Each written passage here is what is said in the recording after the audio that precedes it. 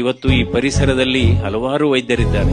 ಒಂದು ಸನ್ಲೈಟ್, ಎರಡನೇದು ಡಯಟ್, ಮೂರನೇದು ಎಕ್ಸರ್ಸೈಸ್, ನಾಲ್ಕನೇದು ಫ್ರೆಂಡ್ಶಿಪ್, ಐದನೇದು ಆತ್ಮವಿಶ್ವಾಸ, ಆರನೇದು ಸ್ಮೈಲ್.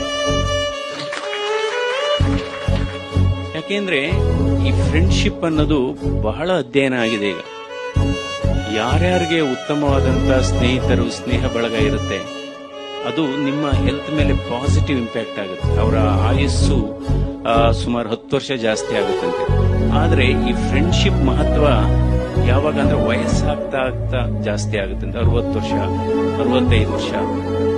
ಅದಕ್ಕೋಸ್ಕರ ಈ ಕೆಲವರು ಇರ್ತಾರೆ, ಅವರು ತುಂಬಾ ಆಕ್ಟಿವ್ ಆಗಿದ್ದಾಗ ಫ್ರೆಂಡ್ಸ್ ಬಂದ್ರು ನನಗೆ ಸಮಯ ಇಲ್ಲ ಅಂತಾರೆ. ಅದಕ್ಕೋಸ್ಕರ ಕೊನೆಗೆ ಅವರು 65-70 ಆದಾಗ ಫ್ರೆಂಡ್ಸ್ ಹುಡುಕ್ತಾರೆ, ಯಾರು ಸಿಗೋದಿಲ್ಲ.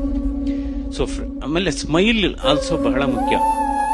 ನೀವು ನೋಡಿ, ನೀವು ಸ್ಟ್ರೆಸ್ ಇರಲಿ, ಯಾರಾದ್ರೂ ಬಂದಾಗ ಒಂದು ಸ್ಮೈಲ್ ಮಾಡಿದ್ರೆ ಬಹಳ ಇದು ಸ್ಟ್ರೆಸ್ ಕಡಿಮೆ ಆಗುತ್ತೆ. ಅದಕ್ಕೆ ಹೇಳ್ತೀವಿ, smile is the best cosmetic ಅಂತ, smile is the best jewellery, smile is the best anti depressant, and smile is an universal language. ನೀವು ಇಲ್ಲಾದ್ರೂ ನಗಿ ಅಥವಾ ಅಮೆರಿಕದಲ್ಲಿ ಎಲ್ಲ ಇಟ್ ಕಮ್ಯುನಿಕೇಟ್ಸ್ ಸೇಮ್ ಥಿಂಗ್.